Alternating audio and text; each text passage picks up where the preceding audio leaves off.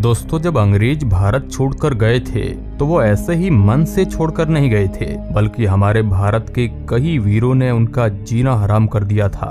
अंग्रेजों ने चंद्रशेखर आजाद से लेकर भगत सिंह को प्रताड़ित करने में कोई कसर नहीं छोड़ी थी, लेकिन हमारे इन सूरवीरों ने अंग्रेजों को भी चैन से नहीं बैठने दिया था। इन लोगों की विचारधारा ही अंग्रेजों के लिए काफी थी। आज हम जानेंगे कि भारत के उन वीरों ने अपने अंतिम शब्दों में क्या कहा था।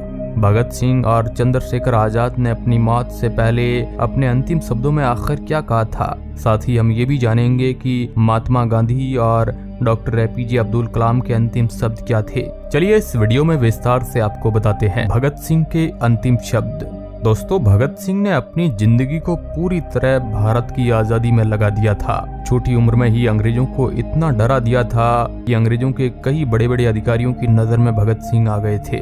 बाद में भगत सिंह ने एक अंग्रेज पुलिस अधिकारी सैंडर्स की हत्या कर दी थी, क्योंकि वह अंग्रेज पुलिस वाला लाला लाजपत राय की मौत का जिम्मेदार था, जिस वजह से अंग्रेजों ने उन पर मुकदमा चलाकर उनको फांसी की सजा सुना दी।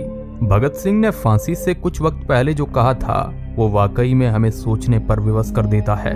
फांसी से एक दिन पहले ही 22 मार्च 1931 को अपने आखिरी पत्र में लिखा। भगत सिंह ने कहा, साथियों, स्वाभाविक है जीने की इच्छा मुझ में भी होनी चाहिए। मैं इसे छिपाना नहीं चाहता हूँ, लेकिन मैं एक शर्त पर जिंदा रह सकता हूँ कि कैद होकर या पाबंद होकर न रहूं। मेरा नाम हिंदुस्तानी क्रांति का प्रतीक बन चुका है। क्रांतिकारी दलों के आदर्शों ने मुझे बहुत ऊंचा उठा दिया है, इतना ऊंचा कि जीवित रहने की स्थिति में मैं इससे ऊंचा नहीं हो सकता था। मेरे हंसते हंसते फांसी पर चढ़ने की सूरत में देश की माताएं अपने बच्चों के भगत सिंह की उम्मीद करेगी। इससे आजादी के लिए कुर्बानी देने वालों की तादाद इतनी बढ़ जाएगी कि क्रांति को रोकना नामुमकिन हो जाएगा। आजकल मुझे खुद पर बहुत गर्व है। अब तो बड़ी बेताबी से अंतिम परीक्षा का इंतजार है। कामना है कि ये और नजदीक हो जाए। भगत सिंह ने फांसी देने से पहले जोर से इंकलाब जिंदाबाद के नारे लगाए थे और हंसते हंसते फांसी पर झूल गए। महात्मा गांधी जी अहिंसा के रास्ते पर चलकर अंग्रेजों से लड़े थे। उन्होंने अंग्रेजों को झुकाने के लिए कई आंदोलन किए, लेकिन नाथूराम गोडसे गांधी जी की विचारधारा से सहमत नहीं थे। नाथूराम गोडसे पाकिस्तान और भारत के बंटवारे के लिए भी गांधी जी को जिम्मेदार मानते थे। इसलिए आज से करीब 60 साल पहले 30 जनवरी 1948 को दिल्ली के बिड़ला भवन में नाथूराम गोडसे महात्मा गांधी के पैर छूने के लिए झुका, और जब उठा तो उसने एक के बाद एक 3 गोलियां महात्मा गांधी के सीने में दाग दी थी। ऐसा माना जाता है कि बिड़ला भवन में गोली लगने के बाद बापू हे राम कहते हुए गिरे थे, और ये शब्द उनके पास चल रही उनकी पोती आभा ने भी सुने थे। महात्मा गांधी की समाधि पर भी हे राम अंकित है। हालांकि गांधी जी के आखिरी शब्दों को लेकर बहस भी होती रहती है।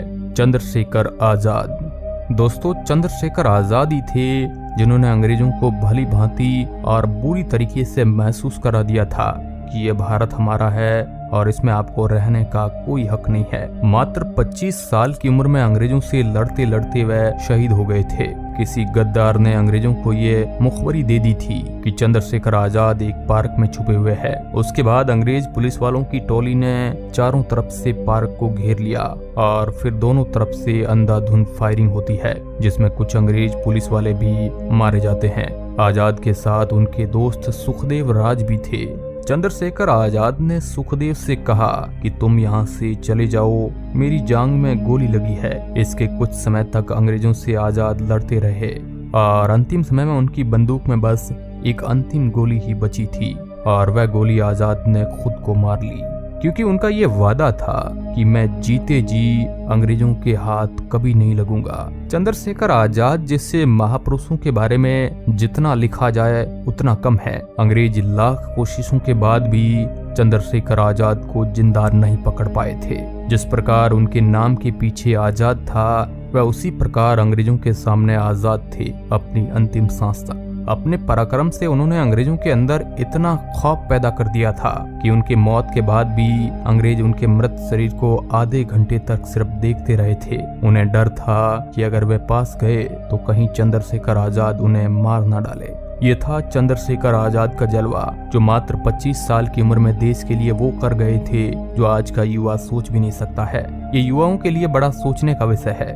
डॉक्टर एपीजे अब्दुल कलाम, जिन्हें दुनिया मिसाइल मैन ऑफ इंडिया के नाम से जानती है। वो डॉक्टर एपीजे अब्दुल कलाम थे, जिन्होंने जो देश के लिए जो काम किए उन्हें हम कभी नहीं भूल सकते हैं। लेकिन हमारे भारत की ये महान हस्ती भाषण देते देते इस दुनिया को अलविदा कह गई थी। डॉक्टर एपीजे अब्दुल कलाम साहब एक प्रोग्राम में भाषण दे रहे थे। स्टेज पर करीब 2 मिनट बोलते हैं। उन्होंने आखिरी लाइन कही थी कि धरती को जीने लायक कैसे बनाया जाए। रास्ते में वो कह रहे थे कि संसद का डेडलॉक कैसे खत्म किया जाए। फिर कहने लगे कि IIM के स्टूडेंट से ही पूछूंगा।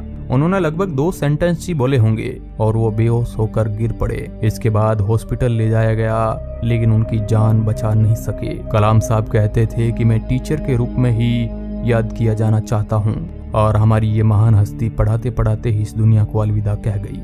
कलाम आम आदमी की जरूरतों पर भी काम करते थे और लगातार इस प्रयास में रहते थे कि कैसे टेक्नोलॉजी की मदद से उनकी जरूरत की चीजें सस्ती की जाए। कलाम साहब की अंतिम इच्छा थी कि वो देश के करोड़ों लोगों के चेहरों पर करोड़ों स्माइल्स देखना चाहते थे। वह चाहते थे कि इंडिया का जो गांव का एरिया है, रूरल एरिया है, वो तेजी से डेवलपमेंट हो। वह यूथ को एम्पावरमेंट को लेकर भी बात करते थे।